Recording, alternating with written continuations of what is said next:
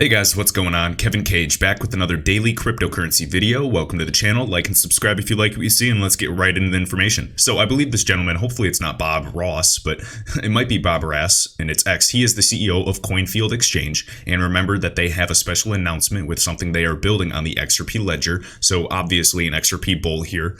And again, he's actually talking about Ethereum as well, which is pretty cool. But basically, here's a quote, and I want to kind of read this verbatim. So, according to Wikipedia, there are 16 stock exchanges in the world that have a market capitalization of over $1 trillion each. They're accounted for 87% of global market cap in 2015.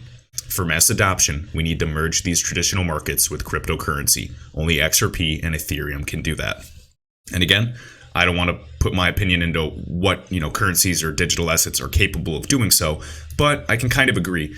Again, we have Hyperledger, Ripple is one of the first investors with them as well. And I believe Ethereum with smart contract capabilities will play a huge role in this. Remember, even with Ripple's Codius platform, they're agnostic, so they can utilize Ethereum smart contracts as well. They can, utilize Ethereum on the network, They can utilize XRP on the network. And in terms of stock markets, even just the securities market, $7 trillion. And Coinbase and Ripple have been investing heavily into Securitize to tackle that as well.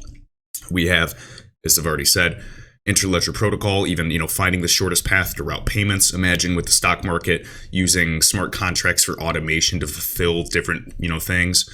Dividend payouts where you can talk asset fractionalization, so you don't have to just buy an entire Facebook stock. You can own fractions of that. Everything is instant and settled immediately. It's really just kind of helping the internet of value and leaking into traditional markets that have, been out of date for quite some time. And let me see. And you guys know where this is heading. We're moving to a digital economy. There's no doubt about it. All this talk between digital currencies, central bank digital currencies, stable coins, pegged coins, even backed by fiat or gold.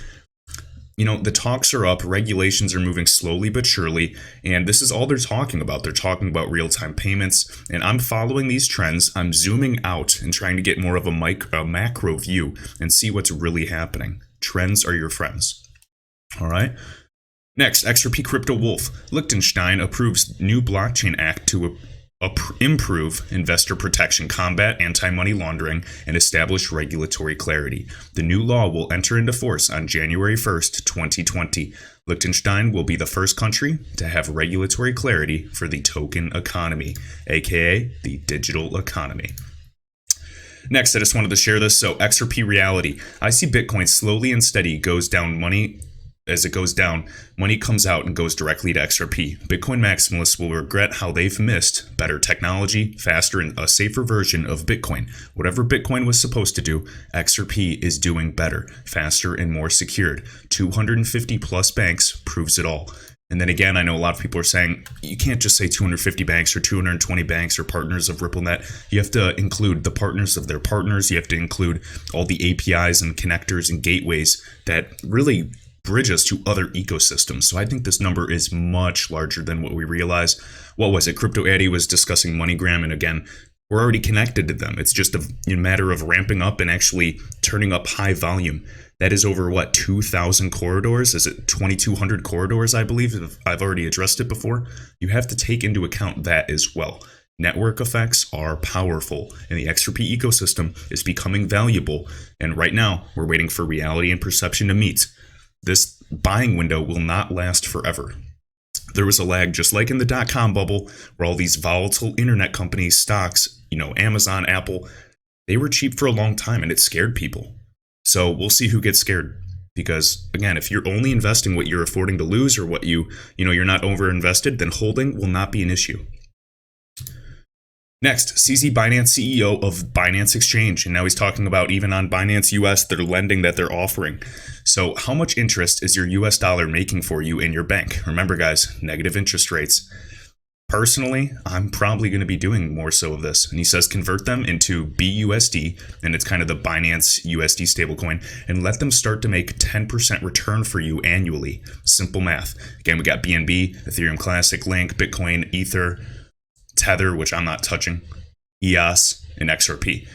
And that makes a good point. Whether we're losing 3% a year with inflation, and who knows how much more now with all the pumping or negative interest rates affecting, some of your savings. Might not be a bad idea to throw some money into maybe a reliable stablecoin. Again, not financial advice, but it's something that we have to explore, because a 10% annual return, that'd be amazing.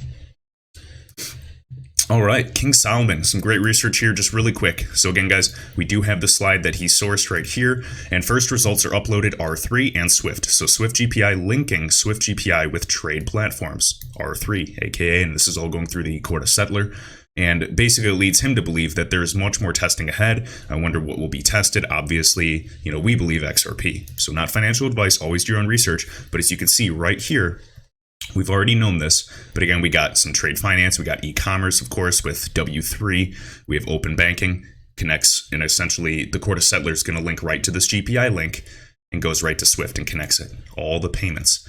Again, participants to the proof of concept, the POC, R3, Swift, Citi, HSBC, of course, they've talked highly of the XRP ledger as well, BBVA, no surprise there. And then there was another picture I wanted to get right here. So again, trade platform on Corda. We have the Corda settler. Payment confirmation. Look, as I've just said, and just as Brad Garlinghouse has been saying, they have tons of connectors and selling APIs connecting right to the XRP ledger. And again, it's open sourced. Anybody can build on it, whether they go through Ripple or they go through R3 and utilize Corda. It doesn't matter. It's a win-win for XRP utility. We got the GPI link, and then boom, 11,000 plus partners. Everyone that's using Swift today will settle using the Corda settler. That's huge. And then again, there's something I'm missing here. Yeah, and then here's some other tweets. And this guy, David Watt, I've seen him before. Furthermore, Tata Consultancy Services announced in March that it will be using the Microsoft Azure blockchain cloud with R3's Corda enterprise blockchain platform to drive scaled adoption for blockchain across industries. XRP will be the first cryptocurrency settlement mechanism for the Corda settler, and we basically talk about that all the time, and then XRP to be used by TCS and TCS banks. And then just talking about Quartz here with RippleNet, allowing the TCS Bank's payment users to connect to RippleNet directly through Quartz. And this will give access to high-profile TCS Bank's clients, such as GE, which I'm not a huge fan of, obviously, with all the news with the pensions, Citibank, Microsoft, to use RippleNet technology through Quartz. Now, this is speculation, but there's a method to the madness. This is intelligent speculation in connecting the dots. Remember, with XRP, in my eyes, it really is all or nothing. And right now, I am seeing all as an investment. And so it's very, very favorable to me. All right, and we're going to finish off with this tweet. So XRP Neo, this is some speculation around the escrow amount. Keep in mind, it's approximately 50 billion exact locked up in escrow. And a lot of people are wondering why, as we're coming to Q4, expecting some type of, boiling point by end of year, if not in Q1. So right here, I'm going to read this verbatim and then finish up. So stay tuned. I wouldn't be surprised if the plans for the escrow was put in place a long time ago. It seems pretty strategic to me. When XRP becomes more and more used, I expect new XRP has to be added to supply required liquidity. A controlled inflation is thus required, but I suppose that there was not a want for XRP to be inflationary like other cryptocurrencies. If only 100 billion XRP was created and no more XRP could ever be created, that would create a lot of comfort knowing this. Exactly, the finite supply. You know what to expect. The escrow then fulfills this need. Another need would be to allocate XRP to entities in the future. The escrow makes this process very simple. I expect a lot less than the 1 billion to be used each month in the future, based on liquidity demands. Obviously, with the market, we see what's happening with all the QE, and just like now, just to add required liquidity. 1 billion could be used as a worst case scenario for a month, but likely only a small amount of XRP would be used. If 5 billion XRP has been allocated this far, partly over the counter, now the escrow could be used to more be focused on adding liquidity if XRP will start to be used a lot more in payment flows. Coincidentally, there's been a lot more focus on XRP lately, just as precisely 50% of all escrow or XRP is an escrow. There could have been an arbitrary want to disperse half of the XRP on the market before starting to ramp up XRP usage for their customers. Another interesting point is that the escrow amounts that is put back into escrow has been allocated to 2 different escrows.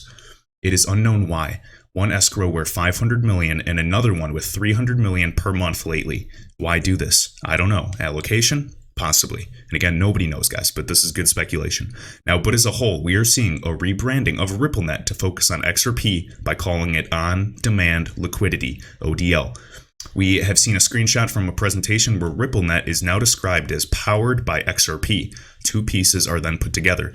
It used to only say runs on Ripple, and now they're powered by Ripple. But now they're specifically saying this, runs on Ripple, which is powered by XRP. A lot of people wanted to say powered by Ripple in the past, and I remember that. Now we know why they called it runs on Ripple, because they were going to add powered by XRP later on, and when the time was right. It seems the time is right, all according to plan. And if you guys haven't noticed, Brad Garlinghouse is all over the place lately. I mean, he's, off the chain with Pompliano. We're talking Fortune.com. We're talking at the Economic Forum. I've just been watching footage of him more than ever, so this is awesome, and I kind of wonder why. Are we expecting some type of ramp up during Q4? Typically in the cryptocurrency space, I know we move in cycles of bear markets, extended bear markets to some, bull runs. I think the next bull run will actually be a lot longer thanks to true utility, but I just do not know when that happens. Do you guys think that we'll see some price appreciation by end of year? Let me know your thoughts, and I'll see you in the next video.